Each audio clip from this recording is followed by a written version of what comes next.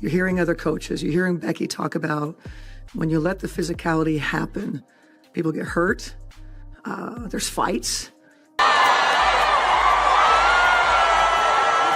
Fans are boiling over with rage.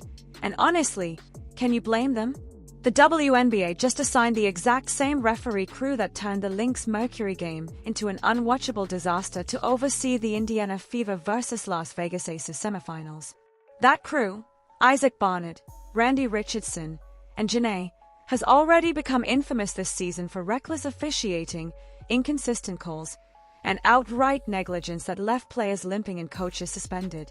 And now, the league has decided they are playoff worthy. It feels less like a mistake and more like malpractice. Let's rewind for a moment.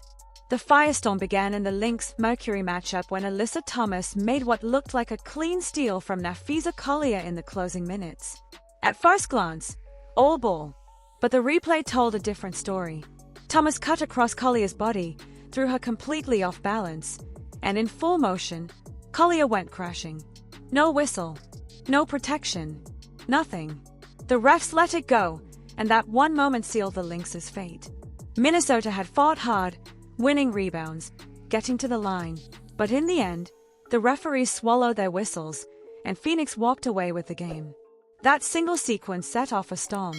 Cheryl Reeve, Minnesota's head coach and one of the most respected figures in the sport, lost her mind, and for good reason.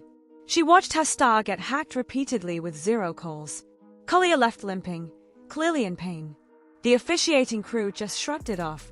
And when Reeve had the audacity to demand accountability, she wasn't met with reason, but with punishment. Suspended. Fined. Her assistants fined too. Instead of correcting bad refereeing, the league doubled down and punished the truth-tellers. And now, those very same referees are walking onto the court for Caitlin Clark's biggest playoff test yet. Think about that. This is the matchup everyone has been waiting for, Clark and the Fever against AJA Wilson and the defending champion Aces. A dream scenario for the league. Ratings gold. Packed arenas. A new era of stars colliding. And the WNBA hands it to a crew that fans already despise. If you were trying to kill momentum, if you were trying to spark conspiracy theories about favoritism and corruption, You're hearing other coaches, you're hearing Becky talk about when you let the physicality happen, people get hurt, there's fights. this is exactly how you do it. Because let's be honest, this isn't paranoia. The Aces are the league's golden child. They're based in Vegas, the entertainment capital, with big money ownership and MVPs galore. The league loves them. They want them in the finals. And when fans see the exact same refs who suspended Reeve and ignored Collier's injury suddenly assigned to an Aces matchup, it doesn't look like coincidence. It looks like favoritism. It looks like the league stacking the deck against Indiana. The Fever, meanwhile, have been nothing short of miraculous this season. Even with Clark missing time to injury, they clawed their way into the postseason. Every game she played brought massive ratings. Arenas sold out coast to coast. Aaliyah Boston, Kelsey Mitchell, and Lexi Hull stepped up in ways that made Indiana one of the most compelling stories in basketball. They carried the league's growth on their backs. So how does the WNBA repay them? By sending them into battle against not only the Aces, but also a referee crew that fans already view as biased and incompetent. This isn't just bad optics. It's dangerous. Caitlin Clark has been roughed up all year. Opponents shove her, elbow her, trip her, and the whistles rarely come. Fans have seen it. Opposing players practically play football with her, and she's told to play through it. Meanwhile, the league's other stars get protected. Breanna Stewart gets her calls. AJA Wilson gets her whistles. But Clark, she's the one selling out arenas, and yet she's the one refs let get hacked. That's not just inconsistent. It's reckless. Now place her on the biggest stage with the most physical team in the league, the Las Vegas Aces, and refs who are notorious for letting them play. You don't have to be a conspiracy theorist to connect the dots. Fans are already preparing for disaster. They're not asking for Clark to be protected like glass. They're asking for fairness, for consistency, for the same calls on both ends. But the second this crew was announced, the narrative shifted. Nobody's talking about Boston versus Wilson in the paint.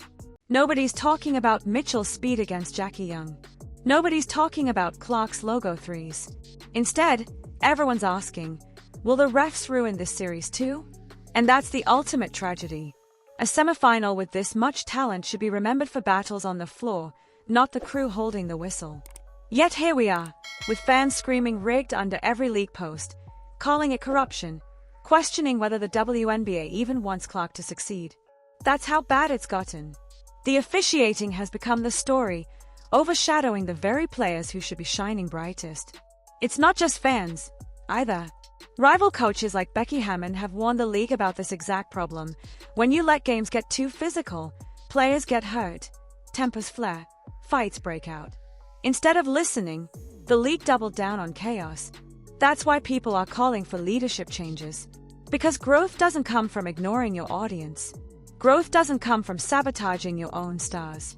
Growth comes from fairness, accountability, and competition decided by talent, not whistles. Right now, the WNBA isn't offering that. It's offering incompetence dressed as authority, and incompetence on this level feels a lot like corruption. Fans aren't stupid. They can see who gets calls and who doesn't. They know when a league is tilting the scales. And once they lose faith, once they believe the games are rigged, you don't just lose their trust, you lose their viewership, their money, their passion. The Fever versus Aces should have been a celebration, a new chapter for the league. Instead, it's become a trial of credibility. Every whistle, every non-call, every technical is now under a microscope. The league created this mess, and fans are demanding answers. If Indiana loses because of questionable officiating, the backlash will be nuclear. If Clark gets hacked with no protection, the outrage will explode. And if the Aces advance under a cloud of referee favoritism, the league's credibility might not recover. This isn't just a bad call. This is a betrayal. A betrayal of players who fought their way into the spotlight. A betrayal of fans who invest their time, money, and passion. A betrayal of the very idea of fair competition.